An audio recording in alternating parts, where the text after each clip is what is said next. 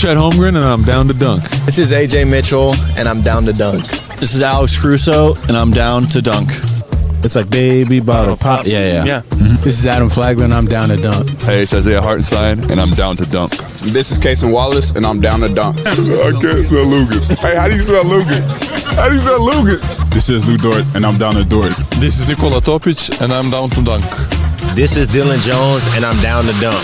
This is Isaiah Joe, and I'm down to dunk. And there's probably like 50 to 75 Beanie Babies. Give me like your top 3 Pokemon. Brother, I can't even name.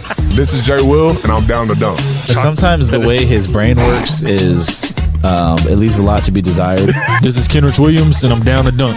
Charmander. Yeah. Charmander. Are you more of a Charmeleon guy? Charmeleon. This is Shea Gilgeous-Alexander, and I'm down to dunk. Schlecht. You know what Schlecht? it means? Yeah. That means like bad. It means bad. Yeah. Yeah. That's me. Well, it was a good interview, so it wasn't bad. J-Dub, year 3, and I'm down to dunk for the 3rd time. Thank you. Ooh, welcome to Down to Dunk. I'm your host, Andrew Schlecht. We're part of the Athletic Podcast Network. With me again on a Wednesday. It's not really a Wednesday. We're actually recording this a week before this. So shout out to Alex and to Rylan for sticking with me here. I got my guy, Alex Speers. Alex, what's up? What up? And I've got Rylan Stiles.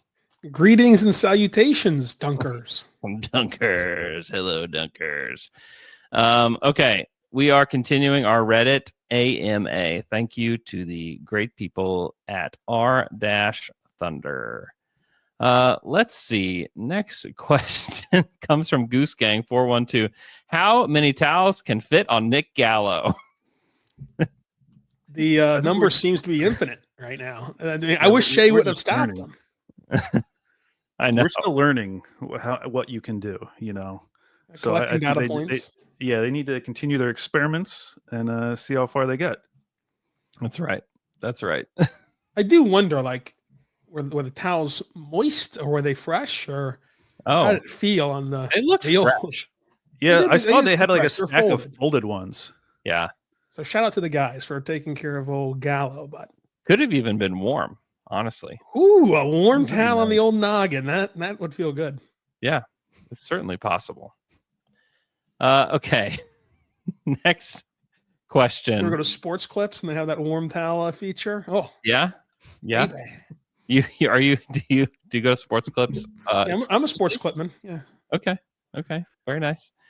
From Les Moss. All I need to know is what happened to the original Down to Dunk intro music. It had me bobbing my head every episode, especially in my car. My 2-year-old daughter even loves it. I was jamming, and now I press skip straight to the pod. Wow. Does not like the new one. I actually like the new one. Actually, what happened is that song somehow became like a copyrighted song.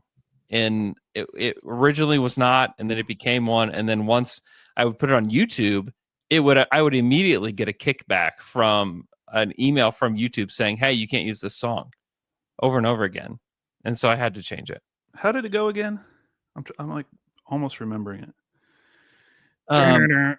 Something like. Wait, we've had so many. I can't remember what the most recent one was. Was it something like that? The one we used to have went, but that's not the right one. No. It's not the newest one. I'll have to go listen to it. But sorry. Sorry you loved it so much. I loved it too, and I don't remember it. From that John Rolkin Tolkien. Which of our players, if any, do you think will make the all-defense team? In my opinion, Dort should have made one last year and absolutely should make one this year. I agree. I think it should be Dort, Cason Wallace, and J-Dub. What do you guys think?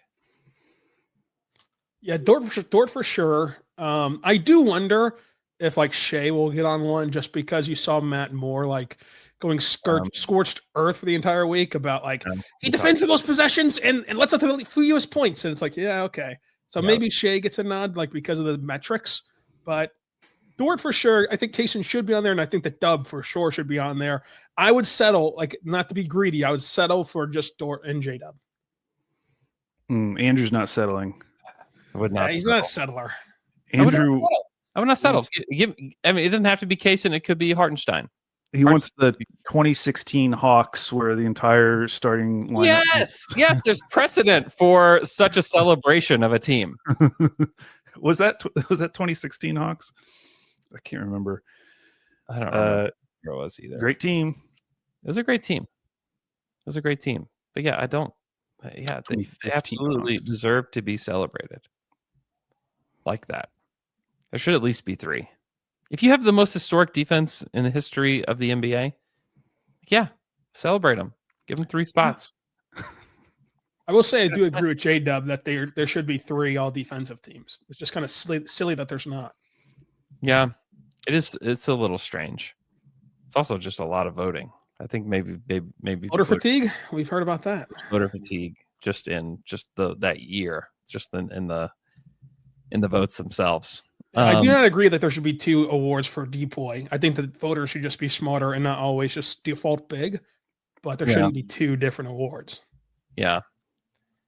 It's also just a way to jab Rudy Gobert, you know? Yeah, and who doesn't love a good jab? I mean, Rudy doesn't, certainly, but who amongst us doesn't love to jab Rudy? Yeah. You know, if there was a third team last year, Dort, Chet, and Shea all would have been on it based on the voting. Ooh. It would have been those 3 plus Jared Allen and Kawhi on the third team. We would have gotten our 3 already. Yeah. There's even precedent there. And the Thunder defense is much better than it was last year. Mm-hmm. Mm-hmm. So, yeah, I think there should be 3. Honestly, I think there should be 7, but I'll settle. I'll settle for 3. Who's the 7? Give me the 7. Rylan, do we really need to do this? Hey, give me the 7. I want to hear how ridiculous this is. Wiggins is on there? Dort, Kaysen, J-Dub, that's 3. Hartenstein, Shea. Here we go. Isaiah Joe. There's no minimum game. Usman Jake is really killing it for the Blue right now. 7 players. Caruso and Chet. This is like one of those, Caruso and Chet. This is like one of those things where you just ask for like way more than you actually need, and then like what you really want feels so much more reasonable of an ask. So maybe business mind. Yeah, give you 5. Give you a whole team. TTFU 1768. Since AJ revealed himself as a very nice surprise and as a second ball handler from the bench, do you see any need for Topic next year? How could we use them both since their roles seem to overlap? Well, their roles don't overlap, in my opinion, because Topic needs the ball in his hands way more than AJ does. Yeah. Like Topic can't shoot as far as we know right now, whereas AJ has been a very good shooter. AJ fits into this team a lot more easily. And I think that would have been the case if Topic was healthy this season. Obviously, Topic has this high upside and was being talked about as a top 5 pick before the injury was revealed. But I don't see them as the same. I look at Topic as more as like, if it hits, it's someone who can like run your offense. Mm-hmm. Like even when AJ's out there, we don't think of it as like an AJ-led offense. He is one of the ball handlers in the mix, but he's not necessarily leading the offense on every play, which is more what you would expect Topic to do. Yeah, I agree. I think that like Topic cannot play off the ball. AJ, of course, can. And we see it this year too. I mean, there's going to be every year you're going to have a war of attrition to where each guy will have to do something different as the season progresses. And if everyone's healthy, then yeah, Topic can run the offense, orchestrate the offense. And we've seen how good that AJ is catch and shoot threes, how good he is at cutting. And so you can have them work together in that way. But it is interesting to think about like what that looks like and what Topic specifically looks like, and just the value of Topic. Like you'd get someone who is a top 5 guy before the injuries. You draft them. He obviously has trade value, but do you really want to trade him? I think that this organization seems to love him. So figuring out how that's all going to work will be fun. Yeah. I agree to an extent, but like everybody has to play off ball, to a degree, which makes like Josh Giddey, for example, like had to play off ball some, and so I do think that if Topic can't play off ball, I think that it really limits his ability to play with this team. You know, And the what I mean? defense. And the defense. Yeah, But I do think that Topic is a better connective passer than Josh Giddey. Like when Josh Giddey, like the way that he gets praised for passing is from being a ball dominant guy and finding his passing rhythm, like on the ball. He wasn't very good at like the swing pass to him in the corner, then he skips it to the other slot. Like he wasn't good at that kind of stuff, by and large, like 99 out. And I think that Topic will be a lot better at that stuff. So maybe that will help him.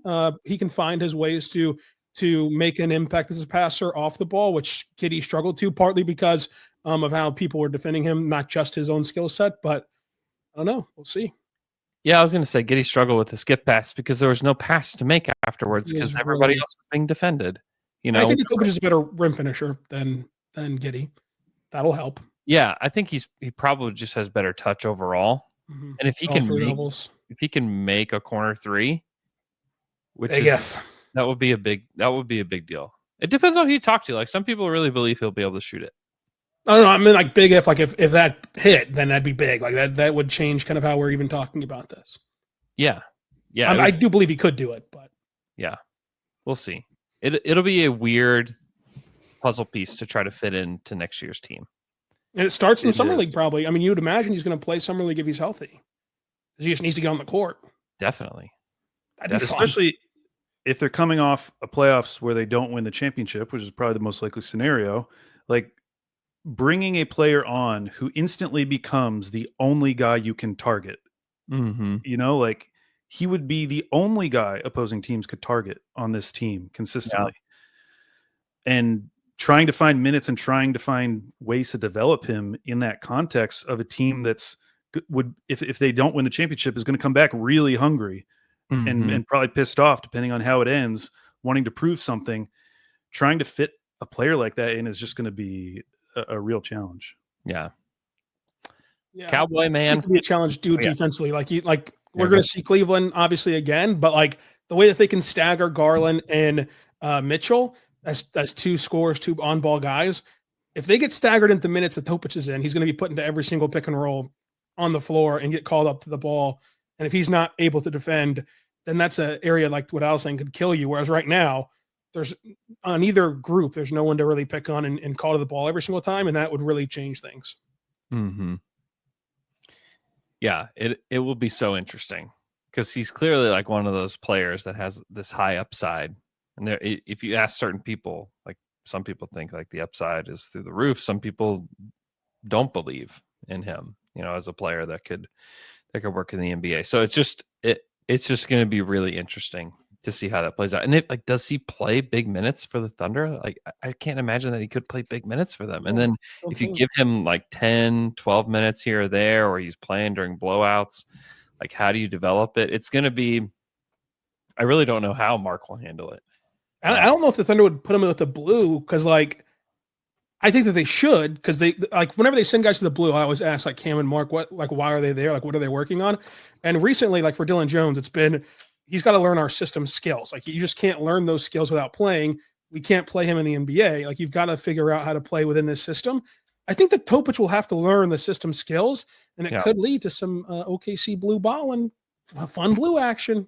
That would be great. Maybe we start the Patreon blue balling show next year with Topic down there. If Topic is on, then we will begin the next tier. We already have our opening. So I know we do. I don't know if you knew. You know, we also don't know a lot about his personality. Like, imagine knowing what we know now about Giddey. If they had just drafted Giddey this year and he was out this year and coming back, like knowing what we know now, would Giddey want to go to the G League as like a lottery pick? Like, no doesn't chance. Seem like it. Doesn't seem like he would enjoy that. But also, when you're as young as Topic is, you know, when you're young, I feel like that makes it even worse because that's when you have like the highest opinion of yourself before you've actually had to play in the league. Maybe. I don't know. It's hard to say. Yeah, I wonder if that's part of like this year of just building that relationship and that trust of like, even if we send you to the G League, it's not like you're a bad player or like a demotion. It's just going to help you overall. And like, if you can build that trust now, maybe it can ease things whenever that does happen. Or if it does happen at all, obviously we don't know, but. Yeah. It'll be very interesting. Because like there's also like something to like guys just want to play. Yeah. So, and if he just like loves the game and he's like, yeah, I'll play minutes in the G League. You know, there are guys that would want to do that over like 5 minutes a game in the NBA. You know, and the good thing about it is that they'll likely be playing in the same arena next year, I would guess. And if that's the case, then you could play both. You know, and even if you just play the doubleheader days where like the Thunder play that night and you can recall them in between games, that's still 12 G League games. That really helps, you know, your development. And then they oftentimes like on the off day before the doubleheader day the Blue play there in the Paycom Center too. So like you can get 2 games out of that in a week without ever really being detached from the NBA club. Mm-hmm. Yeah. Yeah, that makes sense. Cowboy Man 15 wants to know, my wife notices that women are almost never included in the in-game fan competitions, half-court shots, etc. Why is that? It's a great question because our winner of the Down to Dunk half-court night 2 years in a row was a young girl fan. So she was awesome. And I know. Dominated. So I agree. I mean, it's also possible that like they're asking people and people just say they don't want to do it. Like if they don't feel like they can do it. Man, I know if they asked me, I would be so terrified. Like, even though I spent months practicing when I was in college, because I really thought this is going to be my big break. If I can just win 20 grand from mid first, I'm going to parlay that. I would go to gym class at OU and only practice half court shots for the entire class. That's all I did. Just waiting for my moment. But it is still like really scary. So I don't know. It would be nice though, because we've seen it. Like, it's very possible. Girls can do it too. So I can do it too. I give Andy a lot of credit. You've played those Jumbotron games. I personally would never say yes to that. I wouldn't do it. Any game, no matter how easy or bad it is, I would never do it. Now I will say I'm killer at the Whataburger fry shuffle. 100 for 100 on the fry shuffle. Can't get one by me, but I would never do it like on stage though. On the you wouldn't even do the fry shuffle. No. Wow. Because then it gets in your head a little bit of like, oh, did I really see that fry go to the left or to the right? And then everybody's yelling at you. You're the center of attention. It's just yeah. It was a little nerve-wracking trying to find rumble with the camera. Yeah, see, like I can't handle the pressure. I'd start just shutting down and making jokes and stuff. I'm more of a comedian, if you will. They're all rigged though. Like they want people to win these prizes. Oh, okay. The Wizard of Oz back there. The curtain back. So except for, I mean, obviously the half court shots, not rigged, but like some of these had magnet balls. Yeah. Hey, who knows? Remember whenever fans? No, if they had magnet balls, Rumble would not suck as much as he does. Like Rumble is awful. True. At the half court shots.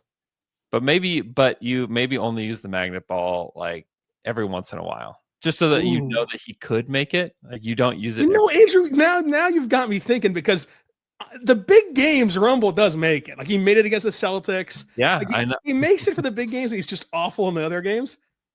Andrew, I think we're doing some I-team investigative journalism here. Who knows? Just a theory here. Limp Chimp wants to know what kind of hair product I use. He said that my hair looks good every pod. Nothing special, my man. Nothing very special. nice coif. Nothing special. What is it? LA Looks. He buys LA Looks, the big tub of the blue gel. I used to. Really? Yeah, me I'm a too. Dove man myself. I used to. I don't know. I use hairspray, and then. You ever seen the musical? I think I have. It's good. Don't care for it too much. It's bottom 10, but it's top 10, if that makes sense. You've seen 10 musicals? Yeah. It's like 8 for me, but it's still in the top 10. There you go. Grease is number 1. Hamilton number 2. Grease is number 1. Oh, so Grease will really make you feel some things down in your plums. Let me tell you. I'm guessing you've never seen Little Shop of Horrors, because that is the unquestionable best musical of all time. I have not seen that one, actually. So and it's an incredible movie, too, starring Rick Moranis and Steve Martin as the villain. Yeah. Wonderful movie. Go check it out. Great cast. Yeah. Great cast. But does it have Danny Travolta as a 40-year-old playing high schooler singing about life? It has a human eating plant. Yeah. Not the sex appeal of Olivia Newton-John, though. So we got to missing some aspects here. Long jumping -egg -6815. I'm personally a huge J Will fan, so I want to know what your thoughts are on his role for the team long term. I mean, J Will is a great guy to have on your bench. I will say that. Personality wise, he clicks with everybody. Everybody likes him. I don't know, like, as far as like player wise what he will be. He's a fine third big, to come in and play in a pinch. But if the team is fully healthy, I don't expect him to be like playing a lot of minutes in the playoffs this year for this team. But he'll play some. I think that they really like him. They believe in him, and I think that he's just a good like locker room guy to have around. That's kind of my view of him. Any disagreements? No. That Philly game, we're recording on Wednesday, a week ago. That Philly game, he had some really nice passes. Yeah. To Cutting Wiggins, and I forget who the other one was to. I just think that if it's going to work at the highest level, like, you got to pair him with a shot blocker, and we just didn't see a lot of that. Like the double big lineup with him and Chet, like, we barely saw it until the very end of the year. So you'd like to see him have more opportunities and positions like that, because I do think Chet. I mean, we've talked about Chet playing that role with Hartenstein, where he's kind of playing like the roaming role. So maybe it could work. They just have now with Hartenstein, they have like such high level options there that I think it's just going to be tougher and tougher to find those minutes. Yeah. But like you said, perfectly capable third big. Yeah. Yeah. I think that the J Will discourse will get toned down a bit when this team's fully healthy, because like every single minute he's on the floor right now is getting picked apart. And I get it. Like, the defense isn't up to snuff, but he is getting better. Like, I think he has improved defensively, especially in the pick and roll. But as your third big, he's a good third big, like a pretty good third big. If you look around the NBA, look at the other rotations, it's just that he's never going to be, and probably was never supposed to be, your true backup center. And that's the role he's been forced to play the last couple of years. And that's what draws the ire of people talking about J Will. But once his team's healthy, and then you can experiment with that double big stuff more, because you can put him next to either Chet or Hartenstein. If you don't play those two guys together, you're going to have them covering the game in 48 minutes of rim protection. So in that case, anytime J Will's on the floor, he'd be next to a center. I think that it could work, but I would not hold my breath on this becoming anything more than just like a third center situation where he's a good locker room guy, and the locker room stuff is pretty much all you talk about with J Will, like in the future, once this team is fully flushed out. Yeah. Agreed. Slim Jim the Audacious wants to know, could we rank the potential Western Conference matchups from scariest to least scariest using movie villains? Do I know enough movie villains is my question. I mean, Thanos is probably, killed half Scar. of the people on Earth. So I think that's pretty scary. Yeah, Thanos is pretty scary. I mean, that's probably Boston. You got to give it to Boston. We're doing East and West? Oh, okay. It's just there's no one in the West that really like measures up. There's no Thanos in the West? Let's just do like the top 5 scariest. Okay. And we'll give them a movie character. Okay. So Celtics, Thanos. Okay.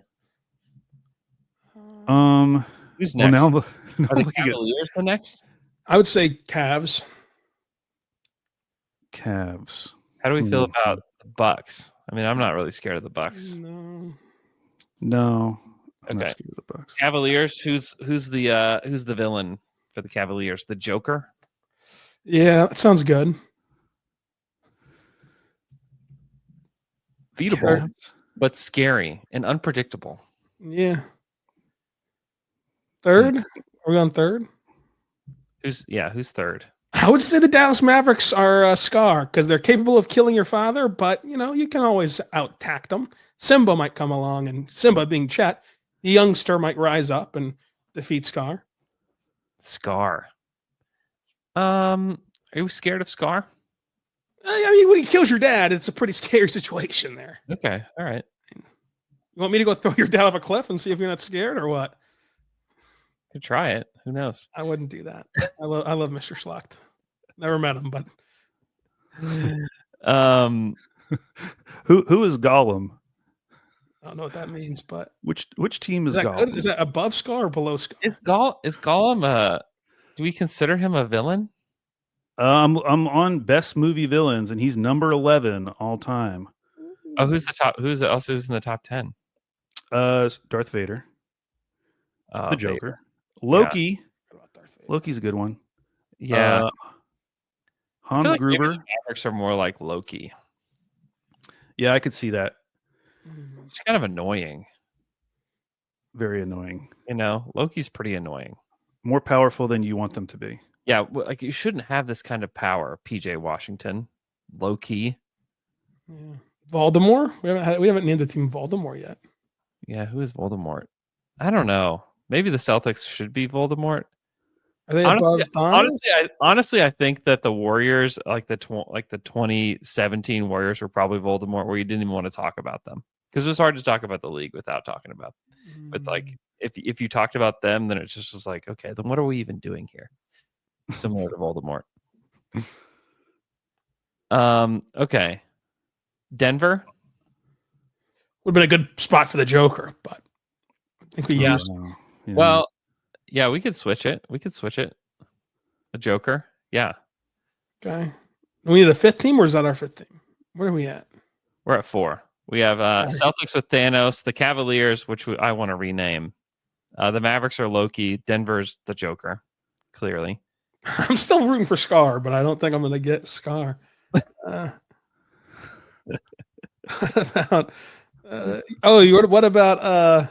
about Al from Al Toy Barn against the Toy Story crew? Is he in the top 10, Al? I don't think so. Al from Al's Toy Barn is not in the top 10.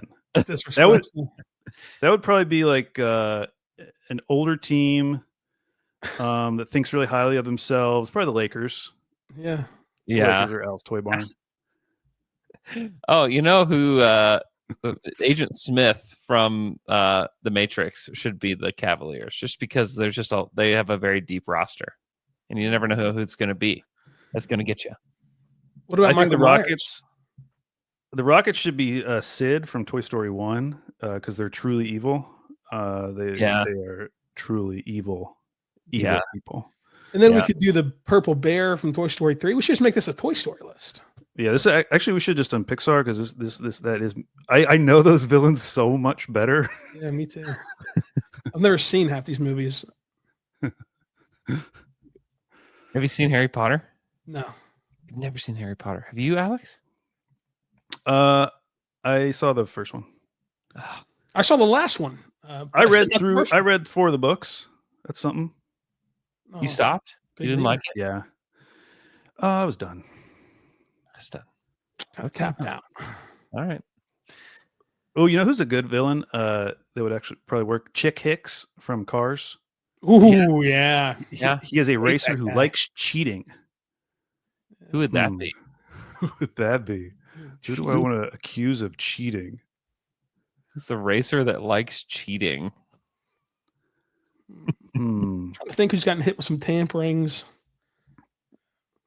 Yeah, maybe the Sixers or Chick Hicks. Yeah. And they're old, they're past their prime. They're like not very good anymore. Yeah, No one's really scared. Like Lil McQueen's gonna kill that guy. it's actually perfect.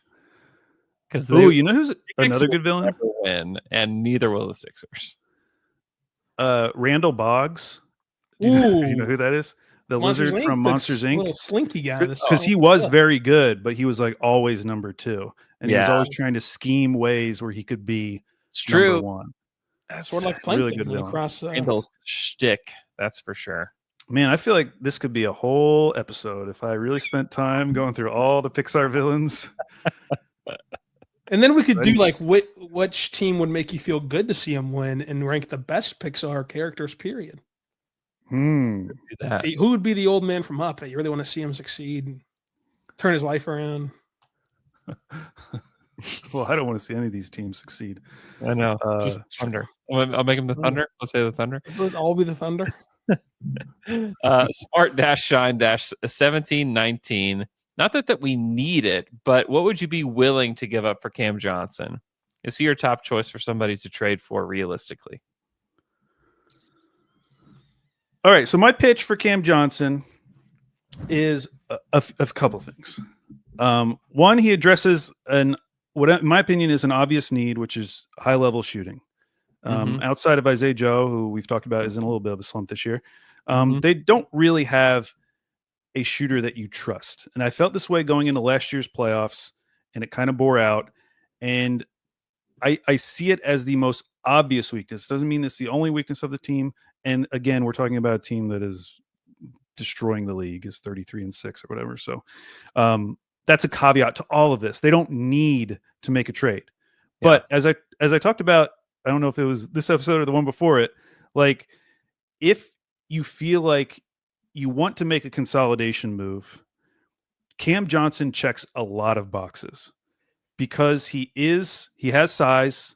You know that he's an elite shooter. You kind of know that he would want to be here. I mean, there were reports last year, and I know you heard, Andrew, that Cam Johnson's like cool about the idea of coming to OKC. I've heard this thought. And that's rare in and of itself. Like to just hear that someone like really wants to play for OKC. Yeah. That's a big box to check. So I just see it as like an easier fit than anyone else that like, honestly, try coming up with another trade that makes sense for OKC. I almost think that I'm more positive about the Cam Johnson trade just because I like trades and literally cannot come up with another one that makes sense to me. Like I look at all I was going through like Sam Vecini's list of like trade targets, you know, those top 50. And like, other than like Bogdanovich for Atlanta, I really couldn't come up with a really good one. But like, and Atlanta's good. They would want a player that could help them back for him. And he's quite like, he's important to what they're trying to do. Yeah. Yeah. So I just don't think you're going to just get him. I would love to have him. He would be great for this and team. The other thing I'll say about Cam Johnson is with his contract, I know there's like, his contract ends up being a little bit more expensive, but regardless, that is a contract you can get off of for a good return if you needed to. Yeah, he's a good player. It is not a contract where like you're taking a big risk by taking on this contract. Like if they get to a point where in 2 years, like it just doesn't make sense as the Chet and J-Dub the contracts start kicking in, like just trade Cam Johnson. Like a player who's 6'8" and is an elite shooter is going to have value in 3 years, making $25 million a year or whatever he's making, you know? So that part of it is pretty low risk. Obviously if you kept him long-term, yes, that could start affect your overall cap sheet and it might be untenable. But I try not to get too hung up on that now with trades because it's more like that's fine. But like, can you trade for him and know that you can trade him later if you need to? Like same with the Hartenstein deal. Like even though that's a big deal, like they could trade Hartenstein if they really needed to. And Caruso. Joe Wiggins. Yeah, I agree. What's the trade package that you would want to give up? I mean, the absolute cheapest I think you can do is like Kenrich, Oos. I don't know if it works with Carlson anymore because now he's a 10-day. Okay, I don't think but so, you can do Dylan Jones and Carlson at that time. That was like the bare minimum you could give them in terms of player assets. Yeah. And then you could give them picks. Like, I think that's a no-brainer trade, especially knowing that you have Jay Will, knowing that you have Chet coming back. Like, as much as I love Kenrich, I think he absolutely should be available for trade if it improves something significant on your team. Yeah. If you don't want to give up, and by the way, in that scenario, I'd be willing to give up like the Sixers pick and the Clippers pick. Again, this is one of my ideas about consolidating, freeing up those roster spots, and getting off those picks that you're not going to be able to use. If you wanted to go like, if you didn't want to give up as many picks, that's when you start talking about like, for all the reasons we discussed earlier, do you include someone like Topic as basically the draft compensation so that you don't have to give up as many picks because you have concerns about how is this actually going to work going forward, even if you do really like him. Yeah. So my view on this is that if they were to make a trade, I think that you need to, and if you're giving back a guy who's like certainly in your rotation, like a Cam Johnson would be, you probably need to trade a rotation player, because I just don't know that you can trade guys that are kind of on the fringe of the rotation, bring him in, and then say like, hey, welcome to the group. Aaron Wiggins, your minutes are all gone. You know what I mean?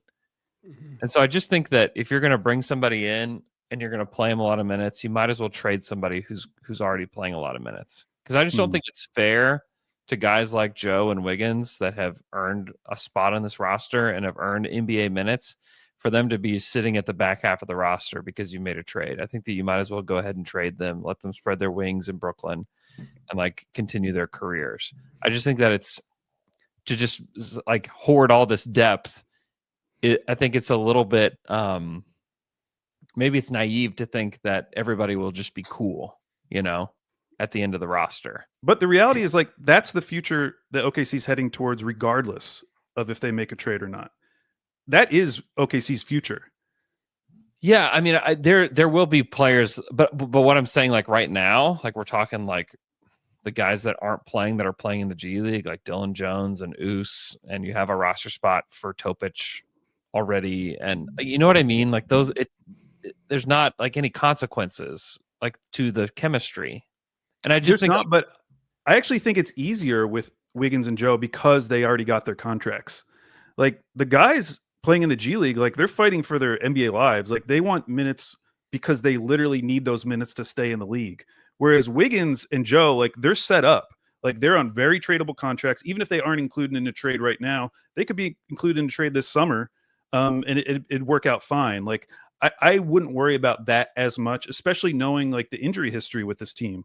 Like you have an injury to J. Will. If he pulls his hammy again and Caruso's out for extended period, all of a sudden none of that matters. Like you have room to play all these guys. Yeah. I just think anytime you introduce somebody to the roster like that plays a lot of minutes, that will take shots, like it's going to disrupt the chemistry and it's going to disrupt the team. No matter how good they are, no matter how good of a guy they are, it's going to be disruptive in some kind of way. And so like, to me, I would probably wait till the summer to do this. One, you'll just have a better idea of like what you're working with. And then like you can figure out, it's just easier to figure out in the summertime. But yeah, I think it's way easier to figure out in the summertime because you will get to see Chet and Hartenstein play together, play apart. Like you'll get to just see what it looks like, because people right now, like I think, will want a bigger body shooter. Well, what if Chet comes in and they play him next to Hartenstein more than we think, and now he's like this big four who's spacing the floor with his shot, who can create his own shot, who can score at the rim, and who defensively looks more like Jaren Jackson Jr. just roaming around out there, and you're able to just have him freed up on both ends, to where now all of a sudden you don't really need a big forward to come in and space the floor with the starting unit and to do what Cam Johnson does. You kind of have your version of that. Now you need to turn your attention to, whatever, like a better table setter off the bench, a better, depth piece, whatever it is. But I just think that you'll have more data to make these moves, and these moves aren't going anywhere in the summertime. Mm-hmm. That's the only part I disagree, because I do think those moves are going somewhere. Like I don't think Cam Johnson's going to be available this summer. I think he'll be on another team. I think he'll be traded by the deadline. So if you identify him as someone that you do value, I do think the time to do it is now. Again, they don't have to do anything. They're 33-6. We love all the guys on the team. But if you're Sam Presti and you want to upgrade, if you theoretically want to upgrade the roster and consolidate some of the roster spots so that you can backfill your roster with these picks that you clearly value a lot and value your developmental process, that is the pitch for doing something now versus waiting until the summer. Yeah, and I think if you like turned off the like part of your brain that's trying to guess what Sam Presti will do, if I was Sam Presti and they hired me to make this move at the deadline, I would go get Cam Johnson, because he's somebody who is a reliable shooter, not just a capable shooter. I think you have a bunch of guys who are capable of shooting the basketball. You don't have a guy that I would trust 100 times out of 100 to go have a good shooting game in the playoffs. I would trust Cam Johnson to go have a good shooting game. So like that in and of itself is a big enough upgrade to me before we even mention the defense and the size. So I personally would do it. I'm not sure that like Sam has that same opinion. And the only other thing I'll say about waiting till the summer is if you wait till the summer, you have to do something now because we talked about it. There's a roster crunch. There's at least 3, potentially 4 first-round picks in this year's draft. Like now you have to do something. You don't have the luxury of just kind of waiting. You pushed it as far as you can go, and now you have to make a move. And what if a good move isn't there? Like they have time now to like survey the league and potentially make a proactive move that might seem a little aggressive to a lot of Thunder fans, given that they're 33-6, but it actually will set them up better for this summer and bringing in more rookies. Yeah, and I think that the trade would have to include one of Wiggins, Kenrich, or Joe, because I think from Brooklyn's perspective, even if you can patchwork a deal that doesn't include those guys, I don't know why they would accept that unless you just overwhelm them with draft capital. But I think that with Wiggins and Jing, for example, they get 2 guys who they feel confident that they can take a flyer on, plus they get draft capital. And then if you did like Kenrich even, yes, Kenrich doesn't really help them in terms of like their true roster, but we see it whenever the Thunder were doing it in a rebuild. You take a guy like Kenrich and then you flip him at the offseason or flip him at the deadline next time for some draft capital, the same way, you flipped Dorian Finney-Smith. Like I think that Kenrich could net that sort of package if he continues to play this way in Brooklyn, because he would have netted that kind of package in Oklahoma City whenever this team was in the rebuild. You heard all the time that teams were going to want him. And then with Joe, he's just similar to Wiggins. Like at least you get somebody who you feel good about trying to make a part of your team. But I really think that they'd be most interested in Wiggins, and then you throw in Jang for the salary and for the flyer. And See, I think if I'm Brooklyn, I only do it if I'm getting Topic, because I can get picks from other teams. Like True. Topic, you put Topic on the Nets, he's instantly their best young player. Like this is their list of players who have fewer than 2 or fewer years of experience. Jalen Wilson, Noah Clowney, Tyrese Martin on the 2-way, Tosan Ivbuwan on the 2-way, Dariq Whitehead, Max Lewis, and Reese Beekman. Like that's their young player crop right now. Like they need to address that before anything else. And so if I'm them, I'm not doing the deal unless I get Topic. Like I don't really care. Is it crazy that I would send Topic to Brooklyn too? Like how good would Topic have to be for you to regret getting Cam Johnson? Like I don't think that he can get to that point. Like for this team to add Cam Johnson versus whatever Topic becomes, but maybe he's going to be incredible. Yeah, I have a hard time. Well, they would do that. I have a very they would not do that. Let me be clear. I don't think that they would do that. Not. But I would if I was in the GM seat. That player's name that I butchered, his name's so easy to say. His last name is pronounced Ewoma. That's it. Oh, Ewoma. But it starts EVB. Okay, that's why I got thrown off. But it is Ewoma. yeah, that's Ewoma. Ewoma. Yeah. I mean, I don't think that they would include Topic. My guess is that it would have to be first rounders. I think probably Isaiah Joe, Usman Jang, Dylan Jones, something like that. I think makes sense if you're going to do the deal. Yeah, I think that's how you could probably get to a dead end. Like even if the Thunder do like Cam, which I don't know if they do or don't, like I think that the Nets wouldn't do it without Topic. I think that the Thunder wouldn't do it with Topic, and then you're just kind of talking in circles at that point for the 2 front offices. Yeah, because like if the other team that's been rumored is the Kings, and like if you're Brooklyn and you're not getting Topic and you're just getting picks, would you rather have a potentially unprotected Kings pick, or like this Philly pick? Like, give me the Kings pick. Yep. Give me the Kings pick. And then like the other picks are like Utah, but it's top 10 protected. Houston's top 5 protected. You could bet on the Clippers in 2026, but maybe if you thought that the Clippers could fall apart and the Thunder would give it up. But yeah, I don't know. I don't know what's going to happen. The good news is that the Thunder don't have to make a trade. There's like they're not going to be reliant on something happening at the deadline for them to feel like the favorite in the West, because that's really just the return of Chet. Which is just, I just have a hard time believing that they would do something disruptive to the team outside of just bringing Chet back in. So, because that's going to be really difficult to like bring Chet back in and integrate him into the team, and then also integrate in a totally new piece to the team. Also, like that'd be really tough. I think it would be tough. It would be. but you can make the case for it. Like it's not like unreasonable to think that they could trade for a guy like Cam Johnson. These are the moves I don't envy Sam, like Sam being the one that have to make them, because I could talk myself, like 1 minute I can talk myself all in on Cam Johnson, and the next minute I can talk myself all in and like don't do a trade at all. So we'll see where he comes out on the other side of. Yeah, we have no clue what Brooklyn wants to out of this deal. Like if it's just draft picks, I think that you could get yourself there. But if it is Topic, I just have a hard time seeing them actually pulling the trigger. I know you can't operate this way like in real life, but is there any part of you that's like, I kind of hope the Thunder just get Cam Johnson so nobody else can get him? Like like Dallas can't get him, or whoever can't get him. But I was going to say, like, yes, it's true. They absolutely don't need to make a move, but it's not like the rest of the Western Conference is going to stay still. Oh, they're not. Definitely not. It's likely that, I mean, I don't know if it's likely, but Houston obviously could make a big move if they wanted to. They could get Cam. They could get Cam. The Grizzlies obviously were interested in Jimmy Butler, so they're interested in making a big move. Yeah.